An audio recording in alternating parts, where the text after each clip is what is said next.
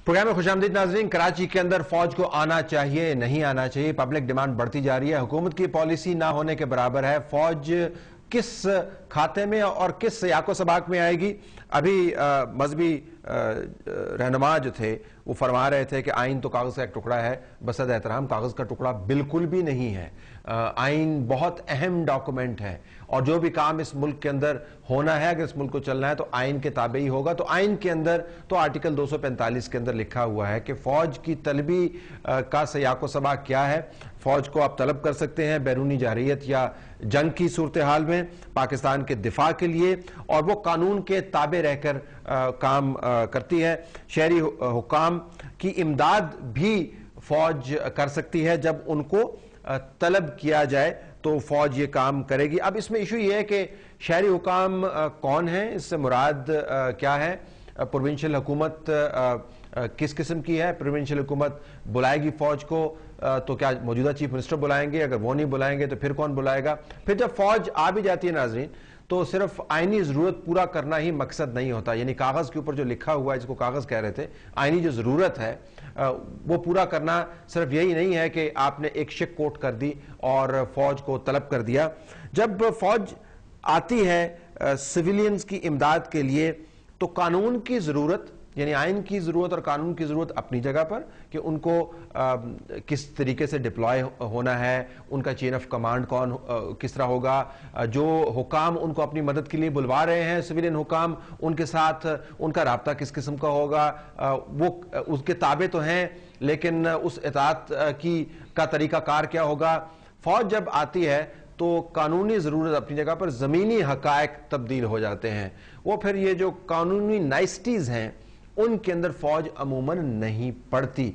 आप कॉल तो कर लेते हैं लेकिन फौज का अपना जो रोब दबदबा, जो उनकी नजर में जरूरत है, जो उनकी ताकत है, वो डोमिनेट कर जाती है। सिमिलरली कानूनी हदें उस जरूरत के तहत फैलाती है और फौज की एक अपनी जरूरत भी होती है। उसने जगह विकेट करवानी होती हैं, उसने स्कूलों और कॉलेजेस के अंदर अगर बहुत बड़ी डिप्लॉयमेंट है, मैं अमूमी डिप्लॉयमेंट की बात कर रहा हूँ, कराची की बात नहीं कर रहा, तो उन्होंने बिल्डिंग्स विकेट करवानी होंगी, उसमें उन्होंने डिप्लॉयमेंट्स करनी होगी, उन्होंने खैमे लगाने होंगे, उसके बाद चेक पोस्टें स्टैब्लिश करनी होंगी, बाकायदा उनके SOPs होते हैं, बहुत बड़ी उनको जगह चाहिए होती है। ये ऐसे ही फौज नहीं आ जाती कि आराम से कोने में आके खड़े हो, एक सिपाही खड़ा हो जाएगा और बंदूक तान लेगा और दहशतगर्द भाग जाएंगे। डिप्लॉयमेंट का पूरा प्रोसीजर होता है और जब वो प्रोसीजर नाज़रीन चलने लगता है तो उस के चलने में उसके कदमों के नीचे बहुत सारी आईनी और कानूनी शिकें आकर दब जाती हैं। हमने ये देखा कि कानूनी बंदिश और पाकिस्तान की सियासी तारीख में जब फौज को तलब किया गया तो हुआ क्या। लाल मस्जिद का वाकया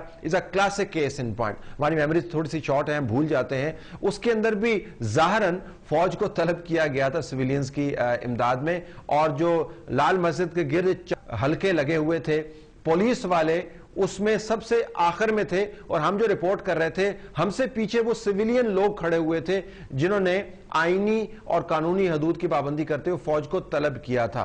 वहां पर सिविलियंस की बात सुनने वाला कोई नहीं था और ना इनको कोई घास डाल रहा था, क्योंकि फौज जब अपना काम शुरू करती है, लाल मस्जिद में हमने देखा, तो फिर किसी की सुनती नहीं है, अपनी पॉलिसी खुद मुरतब करती है। उसके बाद आप किताब को बेशक हिलाते रहें और बताते रहें जी कि इसके अंदर तो ये लिखा है आप ये गोली नहीं चला सकते, आपको इतनी ज्यादा फोर्स इस्तेमाल नहीं करनी है। फौज के कमांडर्स डिटरमिन करते हैं कि उनको किस किस्म की डिप्लॉयमेंट चाहिए अगर मुकम्मल डिप्लॉयमेंट हो जाती है। तो ऐसा मामला नहीं है कि आईनी तौर पर इंतहाई नफीस एक जारी होगा ऑर्डर, उसके ऊपर लिखा होगा कि आइए और वो कोने में खड़े हो जाएंगे। इतनी आसानी से मामला तय नहीं होगा। हाँ, हम डिमांड सड़कों के ऊपर यकीन कर सकते हैं। ये तो हुआ एक मामला। दूसरा मामला है कि अदालती पेचीदगियां बहुत सारी सामने आ जाती। अदालती पेचीदगियां क्या है? कराची का मसला इस वक्त क्या है कि जो छुड़ाने वाले हैं वो पकड़ने वालों से ज्यादा ताकतवर हैं। हर पार्टी के साथ एक दहशतगर्दों का ग्रुप है और जो भी लोग पकड़े जाते हैं उनके पार्टी वाले जो हैं आकर सिफारिशें डालते हैं, उनको छुड़ा के ले जाते हैं। अगर छुड़ाने वाले जो हैं पकड़ने वालों से ज्यादा ताकतवर हैं तो फौज क्या इन हालात के अंदर ऑपरेट कर पाएगी या नहीं कर पाएगी? बहुत बड़ा सवाल है। आखिरकार अगर आपने जराइम पर काबू पाना है, दहशतगर्दों का हाथ आपने पकड़ना है, तो मैं आपको मिसाल देता जाऊं। मैं आज सुबह ही कहीं पे पढ़ रहा था कि न्यूयॉर्क के अंदर, वॉशिंगटन के अंदर जो जुर्म की शरह है वो पिछले 20 साल में सबसे कम हो गई है। 9% होती थी, अब 4% पर आ गई। उसकी वजह यह है कि लोगों को पकड़ पकड़ कर जेलों के अंदर डाल दिया गया है और सड़कों को जराइम पेशा अफराद से खाली कर दिया गया है।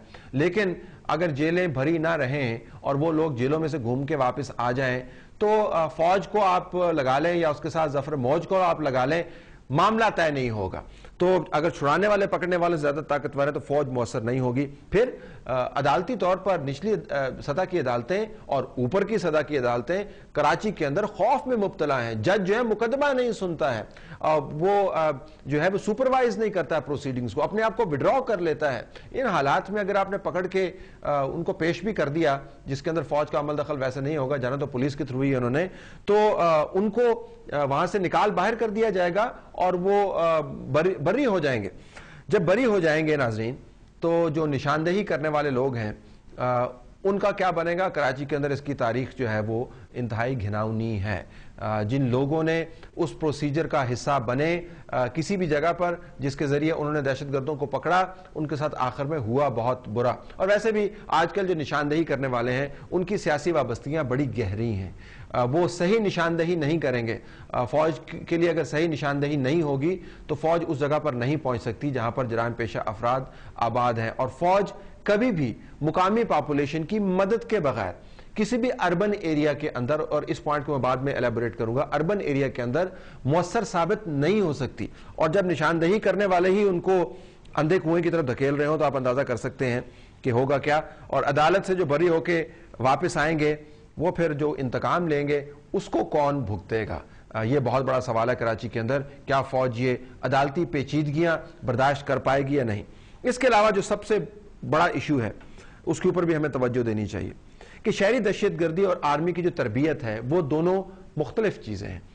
आर्मी की तरबियत क्या होती है? वो मैदानी या पहाड़ी इलाके के अंदर लड़ाई के लिए उसको ट्रेन किया गया है। शहरी दहशतगर्दी एक अजीब ही मामला है। ये आसेब ज़दा मोहल्ले होते हैं जिसके अंदर भूत आते हैं, लोगों को मारते हैं, फायरिंग करते हैं और वापस मोहल्लों में चले जाते हैं। जो अर्बन इंसर्जेंट है, जो अर्बन टेररिस्ट है, वो एक मजदूर भी हो सकता है, वो क्लर्क भी हो सकता है, वो एक उस्ताद भी हो सकता है, वो हो सकता है आपके साथ ही खड़ा हो और आपको बता रहा हो कि यहीं से भी लोग आके मार के चले गए थे। ना उसका हुलिया मुख्तलिफ है, ना वो कोई 24 घंटे का जराइम पेशा है, वो नौकरी भी करता है, वो बीवी बच्चे भी उसके साथ हैं, वो घर में भी टाइम गुजारता है और कभी कभी बंदे भी मार देता है। इस किस्म के मोहल्लों के अंदर जाकर ऑपरेट करना फौज के लिए बड़ा मुश्किल है। दहशतगर्द और आम शहरी नजर का धोखा बन जाते हैं, आपको पता नहीं चलता, एक इल्यूजन क्रिएट हो जाती है कि इनमें से दुश्मन कौन है और दोस्त कौन है, जिसको कहते हैं कि friend and foe identification, FFI, कि दोस्त कौन है और दुश्मन कौन है। और इनमें आप फर्क किस रवा रखें। शहरी इलाकों के अंदर, कराची जैसे इलाकों के अंदर आसेब ज़दा मोहल्ले हैं, वहां पर ये नहीं हो सकता। फिर एक और बड़ा अहम मामला है जो हमने खुद भुगता हुआ है, वो है कि जब फौज आती है तो चेकिंग के लिए, जाहिर है आप टेररिस्ट को चेक करने के लिए आप चेक पोस्टें लगाएंगे। और जिन लोगों ने चेक पोस्टों के ऊपर तजर्बा किया हुआ है, फौज की चेक पोस्टें होती हैं वो बड़ी सख्त चेक पोस्टें होती हैं। अगर कराची के लोग समझते हैं कि पुलिस वालों की और रेंजर्स की चेक पोस्टें खौफनाक होती हैं और सख्त होती हैं, फौज की चेक पोस्ट जो है वो सबसे सख्त होती है और उसके ऊपर गलती जो है आप नहीं कर सकते, क्योंकि उसकी कीमत आपको बड़ी अदा करनी पड़ती है। और ये भी मैं बाद में वजाहत में बताऊंगा। चेक पोस्टों के ऊपर सबसे ज्यादा लड़ाई झगड़े होते हैं।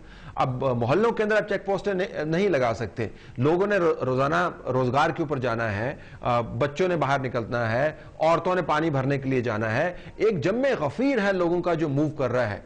चेक पोस्टों के ऊपर जब फौजी खड़े होंगे तो हमने सवात के अंदर देखा है कि बावजूद इसके कि पॉपुलेशन की सपोर्ट हासिल रही है इस ऑपरेशन को, चेक पोस्टों की वजह से शहरी आबादी के अंदर शदीद इज़्तिराब है। ये लंबी लंबी लाइनें लगी होती हैं और 2-2 मील के ऊपर गाड़ी खड़ी होती है क्योंकि आगे चेक पोस्ट है। कराची के अंदर ऐसा हुआ तो दूसरे दिन लोग दुहाइयां देने, ये शायद लोगों को भी इसका अंदाजा नहीं कि चेक पोस्टों के ऊपर होता क्या है। फिर नाज़रीन ये भी कि फौज का जो रवैया है, क्योंकि वो फाइटिंग मशीन है, उसकी ट्रेनिंग है, उनकी ट्रेनिंग है टू किल। उन्होंने एनिमी को आइडेंटिफाई करना है और एनिमी को नॉकडाउन करना है, मारना है। उन्हें एनिमी के साथ बैठ के निगोशिएट नहीं करना। फौज जो है वो निगोशिएट करने के, it's not a peace maker, ये वॉर मशीन है। तो फौजी रवैया क्या होता है जो पुलिस के रवैये से अमूमन टेक्निकली मुख्तलिफ होता है, वो ये है कि पुलिस की वार्निंग का टाइम बहुत ज्यादा होता है, फौज की वार्निंग का टाइम नहीं होता। मारते वो पहले, पूछते वो बाद में, क्योंकि उनकी ट्रेनिंग ही इस किस्म की है। अगर वो ट्रिगर के ऊपर उनकी उंगली है तो वो गोली चला देंगे। फौज को गोली चलाने के अंदर कोई आर नहीं है, वो है ही फाइटिंग मशीन। और दुनिया भर में हमने ये देखा है, अफगानिस्तान के अंदर जहां पर अमेरिकी फौजियों की बाकायदा उन्होंने दोबारा 3 मरतबा 4 मरतबा तरबियत की कि जब आप मोहल्लों में जाएं तो जरा तहजीब के साथ कंडक्ट करें, वो नहीं कर पाए। उन्होंने अपने साथ अफगान फौजी लगाए जो मोहल्लों में जाके लोगों से पहले बात करते हैं। तो फौज की तरबियत, मारो पहले पूछो बाद में। और फिर यह कि नादीदा हमला आवर जो है, जो अर्बन टेररिस्ट है, वो फौज के लिए खतरनाक तरीन दुश्मन है। छुप के वार करता है, उनको पता नहीं चलता।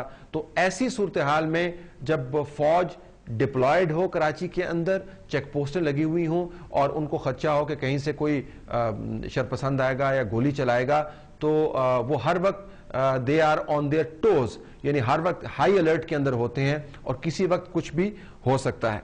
फिर नाज़रीन एक पॉइंट चलते चलते मैं बता जाऊं कि फौज और पुलिस के दरमियान अजारादारी की जंग भी चल निकलती है। जहां पर पुलिस की चेक पोस्ट होती है, फौज वाले वहां पे खड़े नहीं होते। जहां पे फौज की चेक पोस्ट होती है, पुलिस वाले बिल्कुल जो है वो अपने आप को समझते हैं जी कि अगर फौजी आ गए तब ये खुद ही संभालेंगे। तो अजारादारी की जंग है वो टर्फ बैटल में तब्दील होती है और कराची इसका मुतहम्मल नहीं हो सकता। इसके अलावा क्या पेचीदगियां फौज को बुलाने में, हम इस ब्रेक के बाद आपको बताएंगे।